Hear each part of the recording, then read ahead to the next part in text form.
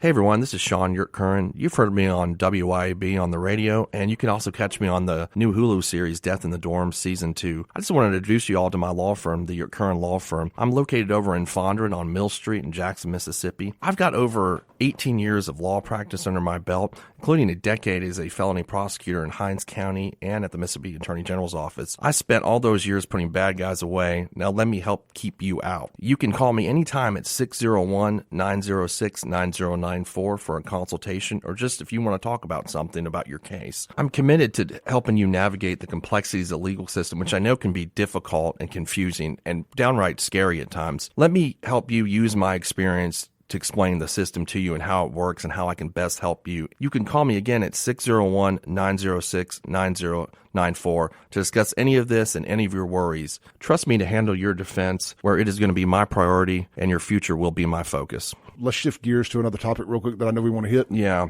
the Dau Mabil thing going on, which is... Bring people up to speed. Yeah. So Dau Mabil he's from Sudan, but he moved here as a kid, I think, or like he was 9 years old, I was reading, and he's been missing in Belhaven since March 25th, I think I'm right, and everybody's seen this on TV. Jeff Good's been involved. I think he worked for Jeff or one of the restaurants, maybe Salamuki's, and his wife has been out there looking for him, and it's been a big thing. She came to actually my neighbor's house like a week ago asking to see the Ring camera.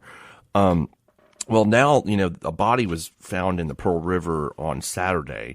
And so people actually sent me some photos of people that found it. And, I saw that photo too. Yeah, it's pretty rough. And so he's been out, floating in the river for 3 weeks. They didn't know it was him on Saturday, but yesterday positively confirmed that it was him. And then there was a hearing. If you go to Jackson Jambalaya, Kingfisher's got a really good story about this. There was a Chancery Court hearing to preserve that body, to do an autopsy.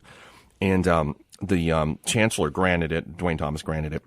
The sheriff, there was a tweet or something from the sheriff of Lawrence County, or Facebook post, saying that they did an autopsy and then no foul play suspected.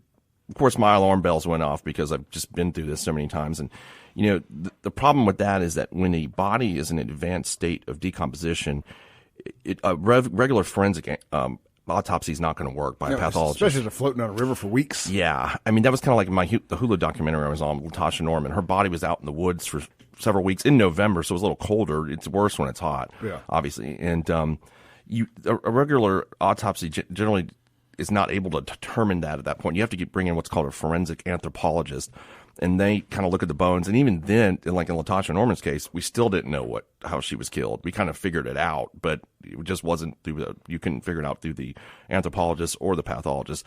So here, I think that report that the sheriff put out is probably not going to be accurate. It's going to be like undetermined. They're not going to be able to figure out what it is. So they got the injunction from the judge to not release the body, right? To do the autopsy. And then like an hour later, I heard, the sheriff said that the results were in, but that didn't really make a lot of sense. It kind of sounded like the coroner said something to me, but we'll see.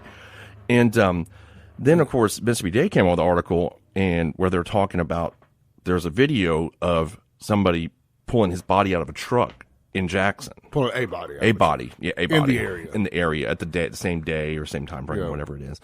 And then I read, and everybody can look on Jackson Jambalaya about this. So they have this hearing to preserve the body. And what I found interesting, so his wife didn't show up to it. And but the family members were on WABC this morning. They seemed like, to me, that they were implicating her as a possible suspect, is what I got from them this morning, watching that and reading the Mississippi Today article. Now, I'm not saying she is. I don't want to impugn her character, jump to conclusions or anything like that. But that seems to be the direction that they were pointing. Whether that's accurate or not, I don't know.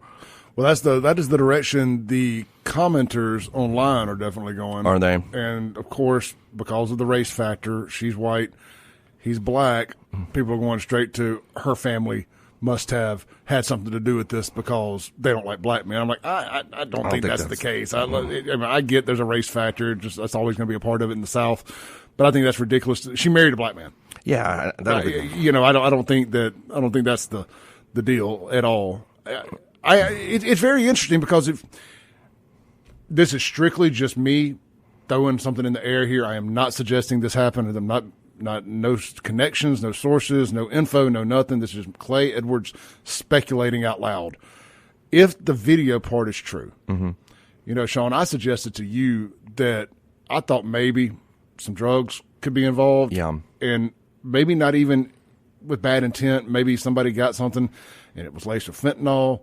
The guy dies and people freak out and they're like, oh crap, we if you're with somebody and you're doing some drugs and somebody dies, you're probably going to freak out. This happens all the time. And they try to figure out a way to make the body go away, right? And where do you dump bodies? The Pearl River. That's been done for decades. It's not like that's something new. Like, I don't. My gut says he probably wasn't murdered, air quotes. That he probably died on accident. Somebody thought they were going to catch the blame, and then this happened. If that video thing is true, that's a big important part of this. Because at the end of the day, he could have wandered off and jumped in the river. That does not make any sense to me. It never made any sense to you and I have been talking about this for weeks. Like, it never made sense to either of us that's the story. This ain't like Nashville or New Orleans. There ain't a river walk here to accidentally fall in. Man, I go down. I've lived in Belhaven for 20-something years, man. I've gone down the river forever. Like, I don't know how that happens. I mean, you've been down there. I mean, it's not, I used to live also downtown for a while and walk down that Silas Brown Bridge and go down that way. I mean, it's not easy to just fall into the river and die. Like, it's just not an easy thing to do. And so it always was just, the whole thing was really suspicious to me from the beginning. And again, I'm not saying, I don't know that she is a suspect or what the deal is with that, but it seemed that was the implication I got from reading the article and the family's comments I saw on the news this morning, because the brother did make a statement saying she didn't even call me, which I found interesting too, that, he was missing for like a day and she didn't call him. And again, I don't want to, say that, she, whatever, just a lot of things are not adding up is the way that I'm kind of looking at it. Yeah. I mean, look, and I've never been in the room high when somebody died. Mm-hmm. I've never witnessed that happen. Yeah.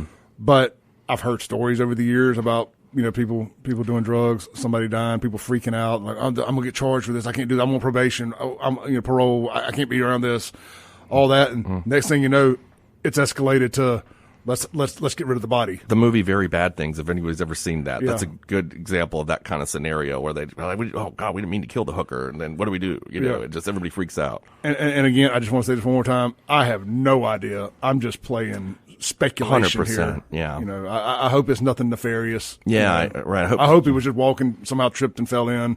I mean, nothing's going to bring him back. I mean, and I hope it wasn't nothing bad. Yeah, me too. I hope it wasn't anything. I don't want to that's why it's always not good. But I mean, we're just reporting on what's been reported. Yeah. But when these, things that look suspicious out there, and kind of what it seems like what the family's saying. So I don't know, because I don't know who's involved. But I also do want to say from the beginning, the thought that this was a kidnapping in Jackson, I didn't think that story made sense. Just, like some random gang dudes took him. That didn't make sense to me either. No, that's not just. That's why I didn't share that stuff a whole lot. I told you on the air a little bit. We did talk about it.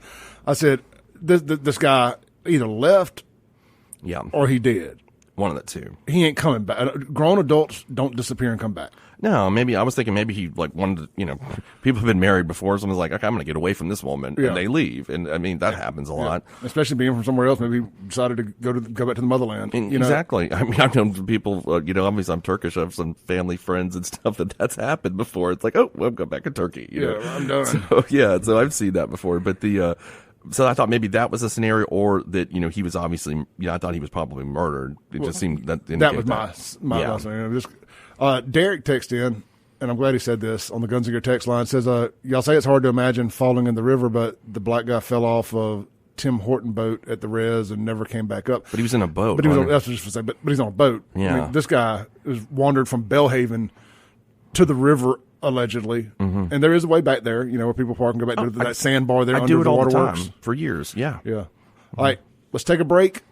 And when we come back, we got Brad Burleson, and we're doing the Dream Home kickoff sale today. And I'm sure I'm getting the language wrong, but it's for the St. Jude Dream Home. This is the Clay Edwards Show. We'll be right back.